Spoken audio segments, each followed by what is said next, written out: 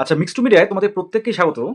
আচ্ছা, আজকে তোমাদের সবার যাকে বলে এত এনকোয়ারি একটা বিষয় নিয়ে, সেটা হচ্ছে বিএসসি স্টাফ নার্স গ্রেড 2 তাদের তো ফাইনাল প্যানেল হয়ে গেছে এবং তারা জয়েনও করবে কিছুদিনের মধ্যে। তো এবার জিএনএমদের কি হবে, অর্থাৎ তাদের কাট অফটা কি হবে? জিএনএম মেল ক্যান্ডিডেট যারা আছে বা ফিমেল ক্যান্ডিডেট যারা জিএনএম আছে, ইন্টারভিউ দিচ্ছে, এখনও তাদের ইন্টারভিউ শেষ হয়নি।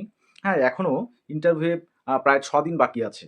তো তার আগেই মোট কথা এই যে জানার যে বিষয়টা, অর্থাৎ cut off, final cut off কেমন যেতে পারে, অর্থাৎ সিবিটি নম্বর প্লাস ইন্টারভিউ সহ এই দুটো মিলে আলটিমেট যে কাট অফ মার্কস ফাইনাল, যেটা মোটামুটি একটা পেলে একটা সেফ জোনে থাকবে বা চাকরিটা পাবে, সেটা নিয়ে কিন্তু প্রত্যেকটা ক্যান্ডিডেটের মানে যাকে বলে ঘুম উড়ে যাচ্ছে।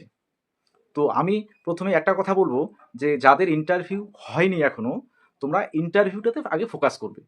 ঠিক আছে? কার্ড অফ চিন্তাটা মানে এই কার্ড অফ চিন্তা থেকে তোমাদের দূরে থাকাই ভালো। ঠিক আছে? এবং যা অনেকে অনেক রকমভাবে বলছে, হ্যাঁ, দেখছি মানে একটা ট্রেন্ড পড়ে গেছে যে কোনো একটা বিষয় আসলে তার কার্ড অফ আগাম বলে দিলাম। হ্যাঁ, এবার সঠিকভাবে কার্ড অফ মোট কথা অ্যানালাইজ করে দেয়া, সেটা যেমন একটা ফ্যাক্টর। যদিও সেক্ষেত্রে কোনো সময় মিলে যায় না, বা মোট কথা কার্ড অফ বিষয়টা হয় সম্ভাব্য। হ্যাঁ, যেটা আমাদের ভোটের সময় এক্সিট পোল যেটা আমাদের হয়ে থাকে, সম্ভাব্য একটা রেজাল্ট। তো ঠিক কার্ড অফটা কিন্তু সেরকমই। তো কার্ড অফ দেখে অনেকে মাথা ঘোরে, অর্থাৎ যদি কার্ড অফটা পছন্দ না হয়, হুম, তাহলে কিন্তু কি হয় যে মোট কথা একটা কমেন্ট করে চলে আসলাম সেখান থেকে। হ্যাঁ, তো এই যে বিষয়গুলো আমি মোট কথা আমাকে ৩ থেকে ৪ জন আ কয়েকটা ভিডিও ফুটেজ এবং মোট কথা কোন চ্যানেলে জানি না, আ দেখলাম বা তারা পাঠালো আমাকে হোয়াটসঅ্যাপে যে তারা নাকি বলছে যে ইউআরএ 70 প্লাস, হ্যাঁ, একদম পেতেই হবে জিএনএম এর ক্ষেত্রে, মেল ফিমেল উভয়। হ্যাঁ, এবার মানে ইত্যাদি, ইত্যাদি বলছে আরকি। তো সেগুলো দেখে তারা আমাকে যাকে বলে মানে সত্যি বলতে কার্ড অফ রিলেটেড ভিডিও এই মুহূর্তটাতে দেওয়ার কোনো ইচ্ছে নেই। কারণ হচ্ছে যেহেতু ইন্টারভিউ এখনো শেষ হয়নি। তো তবুও কিছুটা আমি একটা ধারণা দিচ্ছি তোমাদের। দেখো, কার্ড অফে কিছু এক্স ফ্যাক্টর থাকে। তো অনেকেই আন্দাজে বলে দেয় যে এত যেতে পারে। আর মোট কথা আমরা হচ্ছি সেরকম যারা শ্রোতা, তারা কি যদি পছন্দ হলো তো সেটাকে একটু লাইক দিলাম বা মোট কথা ইয়ে করলাম। কিন্তু বাস্তবটা আমরা দেখি না যে কি বলে আ সেটা আদৌ হতে পারে কি মানে হতে পারে না। মোট কথা আমার যদি পছন্দ হয় তাহলে কাট অফটা ঠিক আছে। যদি পছন্দ না হয় তাহলে কাট অফটা ভুল। এইরকম মানসিকতায় কিন্তু আমরা এখন চলি। হ্যাঁ, এখন আ তোমাদের যেমন মোট কথা উপরে বড় হেডিং দিয়ে দিল যে কাট অফ নিয়ে বিরাট ঘোষণা, কিন্তু এনালাইজ কিছুই নেই। ঠিক আছে? কাট অফটা কিভাবে এনালাইজ করলো, হ্যাঁ, কিভাবে সেটা তৈরি হলো, কিভাবে সে যদিও সেটা অ্যাপ্রক্সিমেট বা সম্ভাব্য, তবুও তো তার একটা অ্যানালিটিক্যাল বিষয় থাকে। তো সেটা কি? সেটা কিন্তু কোথাও তোমরা পাবে না। তো যাই হোক, আমি সেগুলো বিষয়ে যাচ্ছি না। তোমরা যারা চিন্তা করছো এই কাট অফটা নিয়ে, তাদের জন্য বলছি, ১ম কথা বলি যে বিএসসির যে কাট অফ, হ্যাঁ, বেসিক বিএসসির ক্ষেত্রে যে কাট অফটা গেছে ইউআরএ 61 পয়েন্ট সামথিং, ওবিসি বিতে 51 পয়েন্ট সামথিং, মোট কথা যেটা তোমরা জানো অলরেডি। তো বিএসসির আর হচ্ছে জিএনএম, মেল ফিমেল এদের কাট অফ যদি আমরা তুলনামূলক আলোচনা করি, তাহলে কিন্তু সেটা একেবারেই মোট কথা অনেকটাই পার্থক্য। মানে তুলনা করলে সাদৃশ্য কম পাওয়া যাবে, হ্যাঁ, মোট কথা বৈসাদৃশ্য সব থেকে বেশি। কারণ তুলনা মানে তো সেখানে শুধু পার্থক্য নয়, সেটা সাদৃশ্য বৈসাদৃশ্য দুটোই তুলনার মধ্যে পড়ে। তো সব থেকে বৈসাদৃশ্যটা সব থেকে বেশি থাকছে বিএসসিতে আর হচ্ছে জিএনএম এর কার্ড অফ মানে গ্রেড টু যদি তুলনা করা হয়। আচ্ছা, 16 তারিখে কিন্তু তোমাদের মোট কথা স্কোর কার্ড যেহেতু দেবে, তো সেখান থেকে একটা মোটামুটি 80% কিন্তু একটা ধারণা করা যাবে। ঠিক আছে? তবুও আমি আজকে কিছু বলছি। তোমাদের দেখো, জিএনএম এর ক্ষেত্রে মেল ফিমেল উভয়ের ক্ষেত্রে তোমাদের কিন্তু যে ভ্যাকান্সিটা রয়েছে, তো ভ্যাকান্সির আমরা জানি যে 2.5 গুণ প্রার্থীকে ইন্টারভিউর জন্য শর্ট লিস্টেড করা হয়েছে। এবার আমরা খুঁজবো প্রথমে যে 2.5 গুণ প্রার্থী কোন ক্যাটাগরিতে পাওয়া যায়নি।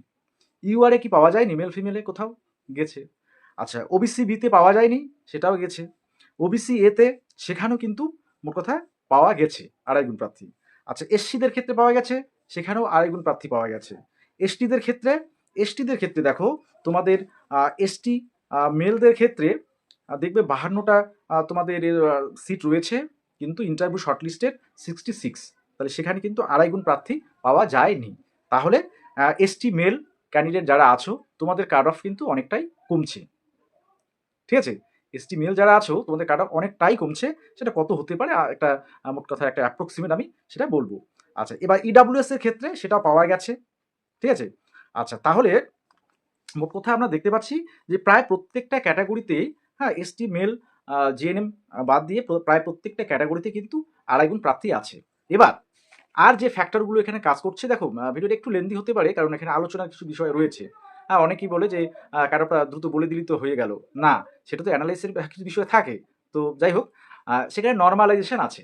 আচ্ছা, এবার নর্মালাইজেশন থাকার অর্থ হচ্ছে তোমার হচ্ছে যে সামঞ্জস্যপূর্ণ স্কোর আনা শিফট ওয়াইজ, হ্যাঁ, যে কোনো মানে কোনো একটা নম্বর, সেটা দেখা গেলো সেম নম্বর, আউট অফ 100-এ 50 নম্বরটা সেটা 1 থেকে 6 নম্বর শিফট, সব শিফটেই, আর সেটা কিন্তু নর্মালাইজ করলে 50টা 85 থাকছে না।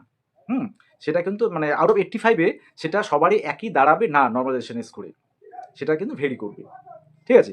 আচ্ছা, এবার ভেরি যখন করবে তাহলে মোট কথা সেই অনুযায়ী তোমরা যে নম্বরটা তোমরা ভাবছো বা তোমরা মনে করছো যে তুমি তোমার এই নম্বরটা স্কোর কার্ডে গিয়ে দেখবে তোমাদের সিবিটির নম্বরটা কিন্তু চেঞ্জ হয়ে গেছে একটু, এটা হবেই, আমি আগেই বলে দিই, ঠিক আছে।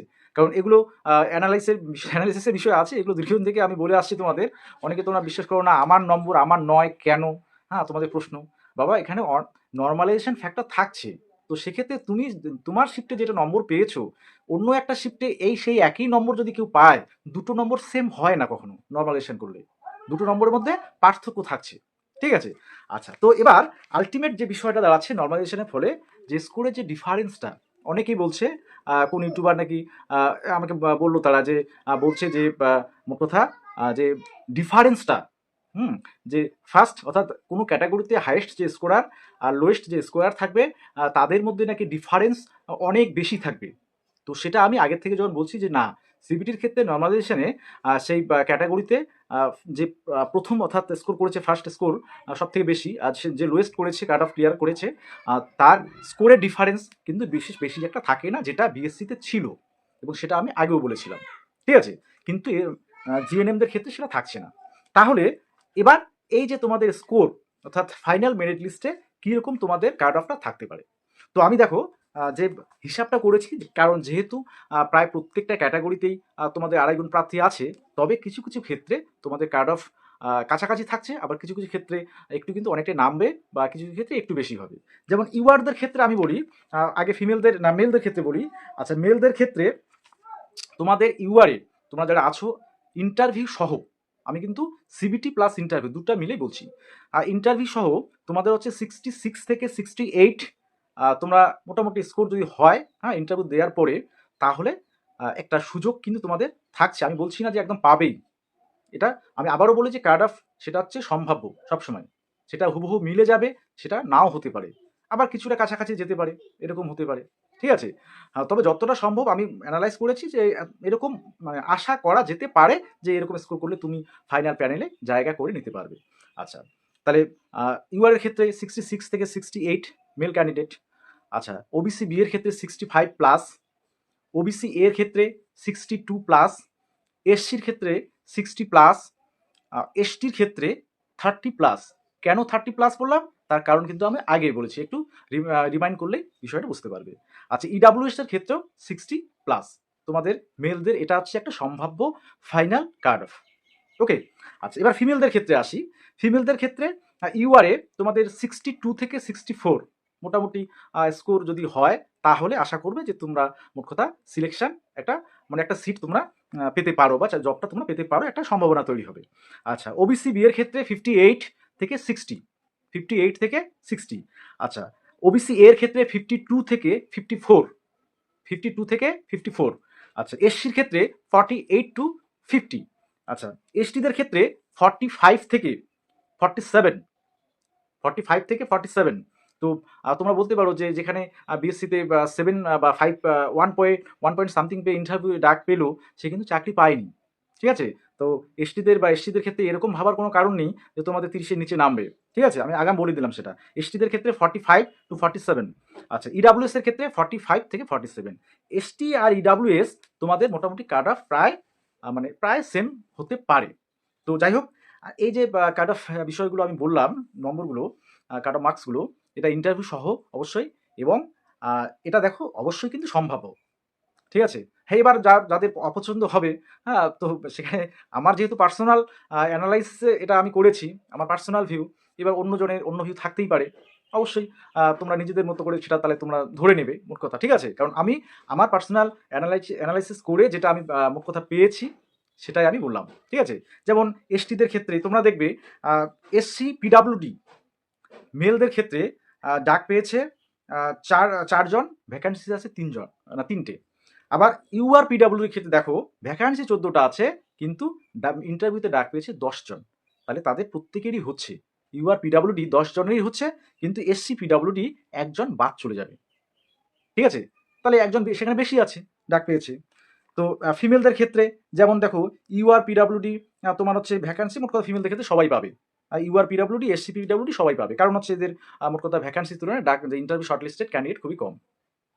তো সেগুলো সেজন্য এটাতে যাচ্ছি না। তবে সব থেকে এবারে মোট কথা মেল, এসটি, মোট কথা জিএনএম গ্রেড টুর ক্ষেত্রে যারা আছে তাদের মোট কথা কাট অফটা একটু কমবে, মানে অনেকটাই কমবে তাদের।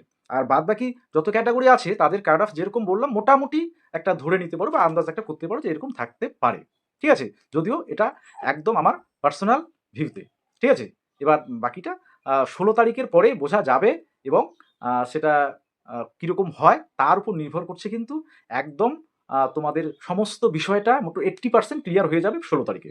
ঠিক আছে? তো সকলে ভালো থাকবে, সুস্থ থাকবে, আর অবশ্যই এই যে মানে চাপটা নেওয়া সেটা নেবে না। যে অনেকে কিন্তু হয়তো বলবে যে স্যার আমার তো এত স্কোর হচ্ছে, তো আমি তো কাট অফটা যেতে পারছি না, আমার ইন্টারভিউ ভালো হয়নি। না, তুমি যে স্কোরটার কথা বলছো সেই স্কোরটা যে তোমার বাড়েনি কে বলেছে তোমাকে? সেটা তো ৫০ থেকে তুমি আউট অফ 85 সেটা দেখলে তোমার ৪৪ হচ্ছে। তো সেই স্কোরটা নরমালাইজ করার ফলে দেখা হলো ৫০ হয়ে দাঁড়াচ্ছে। তাহলে তুমি যদি সেখানে ১০ পাও, ৬০ হয়ে গেল। এবার তোমার ক্যাটাগরি অনুযায়ী তুমি ওবিসি বি হলে সেখানে তুমি কাট অফের মধ্যে ঢুকে গেলে। তাহলে সেই ধরনের চিন্তাগুলো করবে না। ঠিক আছে? এগুলো হচ্ছে সহজ চিন্তা যেগুলো আমরা করে থাকি। কিন্তু বিষয়টা নরমালাইজেশন এর ক্ষেত্রে বিষয়টা ক্রিটিক্যাল। ঠিক আছে? তাই সেগুলো নিয়ে একদম মাথা ঘামানোর কোনো দরকার নেই। ওকে?